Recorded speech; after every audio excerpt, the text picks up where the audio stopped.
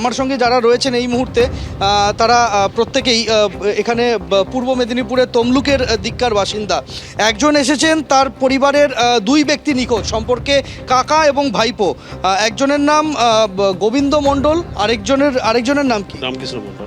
রামকৃষ্ণ মণ্ডল এবং গোবিন্দ মণ্ডল কি কাকা ভাইপো? কাকা ভাই। কোথায় কাজ করতেন তারা? তারা এই গোডাউনে কাজ করে। বাড়ি কোথায় আপনাদের? তমলুক পূর্ব মেদিনীপুর। যোগাযোগ করা গিয়েছে? শেষ কখন যোগাযোগ? শেষ কালকে রাত্রি 9টায়। তখন আগুন লাগেনি? না, তারপর সকাল থেকে পাওয়া যাচ্ছে না। এখানে কি আপনারা নাম নথিভুক্ত করিয়েছেন নিখোঁজ হিসাবে? না, কিছু করা হয়নি। ইয়াতে সোনারপুর থানায় করা হয়েছে। সোনারপুর থানায় করা হয়েছে।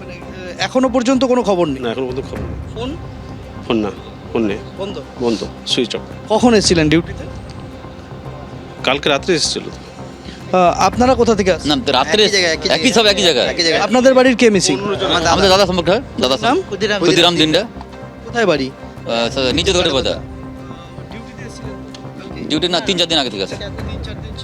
তা যেভাবে উদ্ধার কাজ চলছে কি বলবেন আপনারা? কি মানে উদ্ধার কাজ নিয়ে বলে দিয়েছি, আবার কি বলবো? মানে আপনারা তো অনেকক্ষণ থেকেই দেখছি বলছেন। বলে দিয়েছি যে আমাদের সন্তুষ্ট হয়ে গেছি, আমাদের ব্যবস্থা ঠিক হয় না।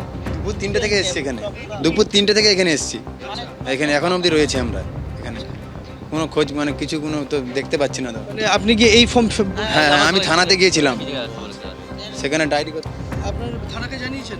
থানায় ওই তো গিয়েছিল, ভাইকে পাঠিয়েছিলাম, তো ও তো করে এসছে, এখন দেখা যাক কি হয়। মানে উদ্ধার কাজ নিয়ে আপনারা কি কোনো কিছু মানে কোনো বিতা মানে আমাদেরকে বেথায় আমাদের একেবারে ঘন্টার পর ঘন্টা আমরা দেখতে পাচ্ছি যে অনেকেই অপেক্ষা করে রয়েছেন, তাদের প্রিয়জনের কোনো খোঁজ নেই, তারা অপেক্ষা করে রয়েছেন এবং এখনো কিন্তু আগুন নেভানোর কাজ করছে দমকল। আরেক প্রতিনিধি সরাসরি ঝিলম করঞ্জাই আমাদের সঙ্গে রয়েছেন।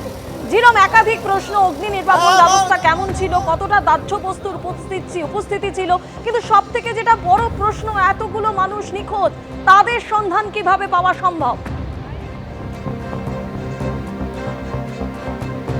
সেই প্রশ্নেরই উত্তর খুঁজছে এখানে আমার ডান পাশে যারা রয়েছেন তারা প্রত্যেকের পরিজনরা, প্রিয়জনরা এখানে কাজ করতেন এবং বলবো কেন, কাজ তারা করেন এরকম তথ্যই তারা জানেন এবং তারা এসছেন, তাদের সঙ্গে কথা বলবো। আপনার কে এখানে কাজ করতো? আমার ভাই গোবিন্দ মণ্ডল, আমার ছেলে রামকৃষ্ণ মণ্ডল, আর ওনার 13 জন স্টাফ ছিল টোটাল।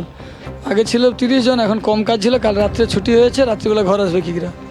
রাত্রিবেলা কথা বলছে, ভাই তুই টাকা তুলে চলে আয় আজকে, কালকে তো আসতে পারতো। এরকম ব্যাপার হয়ে গেছে। শেষ কখন কথা হয়েছে? রাত্রি 9টার সময় আমার ভাইয়ের সাথে কথা হয়েছে। এখানে যখন আসলেন, এই যেখানে যেভাবে উদ্ধার কাজ হচ্ছে তা নিয়ে কি সন্তুষ্ট আপনারা? না, সন্তুষ্ট নয়, এসব কাজ করছে কিন্তু বাঁচাতে পারেনি। অনেক চেষ্টা করেছে দমকল বাহিনী, কি করবে, কিছু করার নেই, ভাগ্যে।